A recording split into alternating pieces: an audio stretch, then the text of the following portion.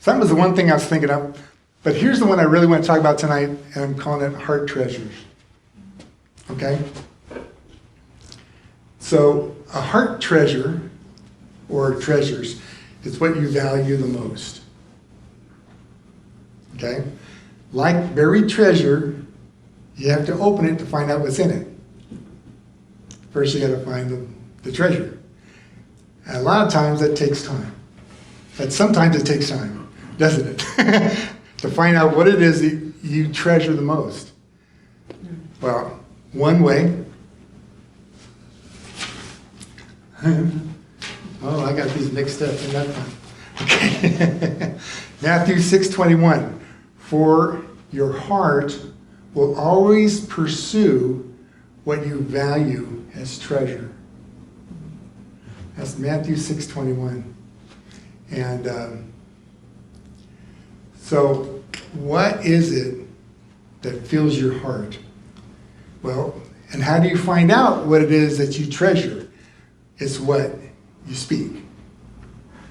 Whatever fills your heart or your treasure box, your mouth will speak. So it's a good way to find out what's in your treasure. Listen to yourself. So take note of what you spend the most time, energy, and money doing. Those are 3 biggies. Then you kind of figure out what your treasure is.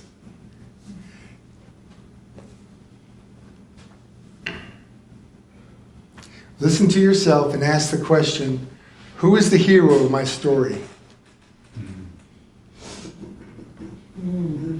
Yeah. It takes a little bit of time to sink in, and all of a sudden, you're telling the story and it finds out what kind of person you are. I mean, the hero of your story could be your spouse. The hero of your story could be your kids, your grandkids. The hero of your story could be Jesus. Or it could be you. If you tell a lot of stories about yourself as the hero, humble out. We had this thing when I was a painting contractor where you go into the store and everybody had a story. Every contractor had a horror story, okay? And it happens, I'm sure, at the tire store. You know, it was that one customer or that one job or that one something happened, and so now you know, yes, we talk about you.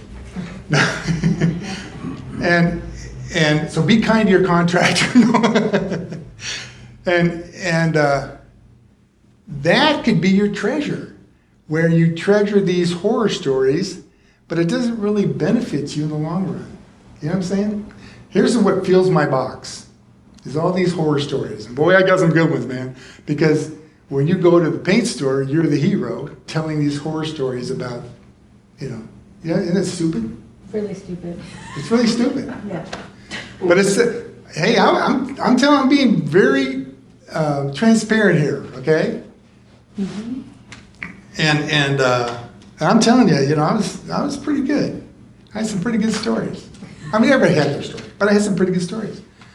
But what I found was that holding on to any of those stories was the past, and not where I want to be, but it's where I was. What stories are you continually telling? And that's another way. Get some new stories. Get a new revelation. Right?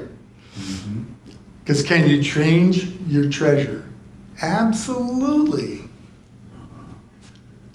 All right? Now, have you ever cleaned out your garage?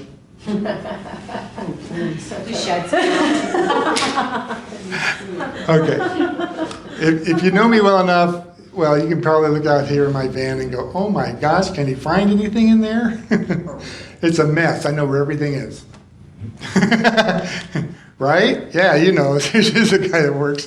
Okay, so what happens is every so often, and I'm due, okay, I'm going to go through my van and I'm going to pull things out, and I'll pick things up and I'll go, oh, that's where that was, all this time. Or the other thing is I used to treasure this. This used to be something I thought I could use, not so much anymore. And over time, you find this out. See, this is what I'm saying. But it takes time sometimes to figure out that it's useless. Most things are. I've held on to it for 5 years or 10 years, and I don't really need it. You know? So, clean out your garage. Your junk drawer is another fun one. I've done that. It's scary stuff, you know? All right, so you will find things that once were a treasure to you now seem to have less value. And if they have no value or is not as much value, then get rid of it. And you'll find that the things that you were holding on to, and it could be an emotion, you know, about something. It could be, you know, other things, other people. I just read this story where a man, 99 years of age, divorced his 96-year-old wife. Oh boy. And the reason is because he found love letters that she kept from years and years and years and years and years ago. She treasured them. She didn't need them. She was married, you know, and had somebody else. But held on to this love letter from some guy that she was, you know, long ago. and it ruined the relationship. Yeah, get rid of, I know. I was sad, but, you know, don't treasure things you don't need. Release. Make room for the kind of treasure which is incorruptible, That's right. like love. Yep.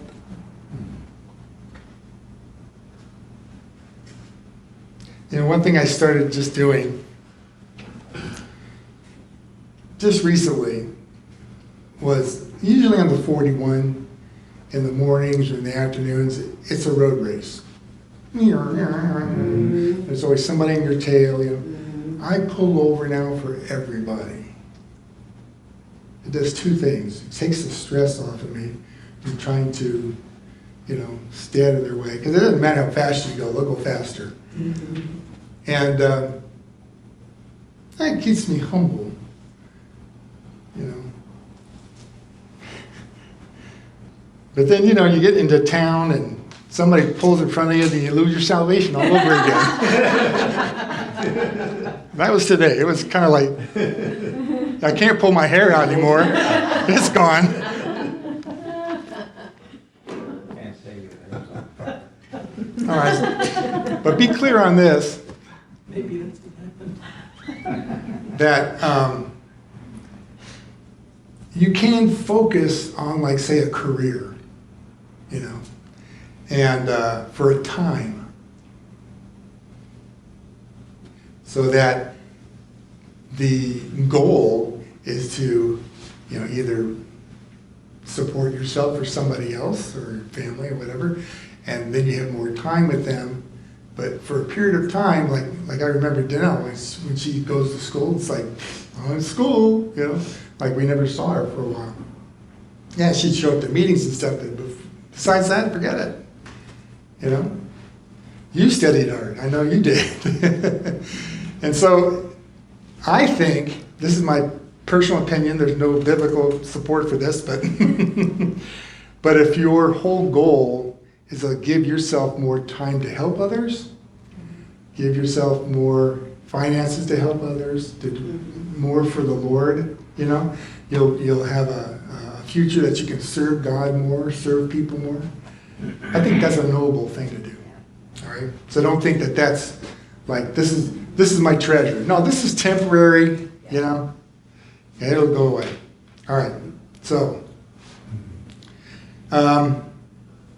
ta-da! That is it.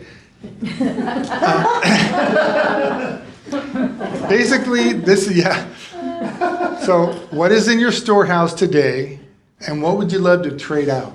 You know? And when you're going through things, and this is for you, when you're going through something, know that it's specifically. It's, you know, and the Lord spoke this to me tonight. He says, know that you're in an upgrade. You're in the middle of an upgrade. Amen. If you're in the middle of something, you're in the middle of an upgrade. Receive that.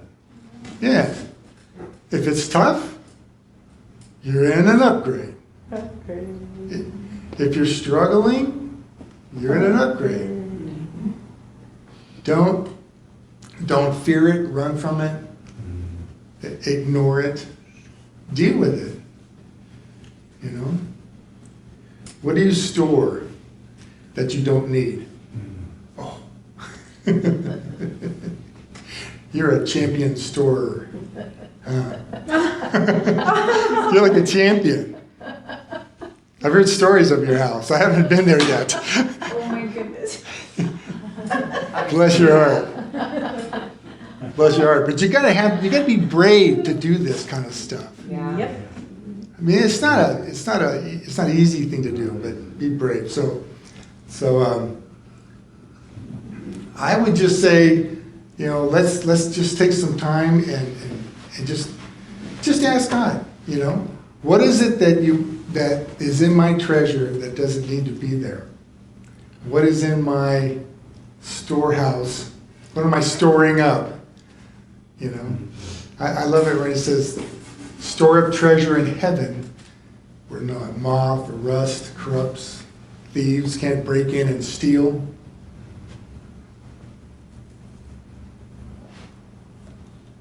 That's a little different, I think. Store up your treasures in heaven. Then it doesn't matter what's going on here, huh? Does that make sense?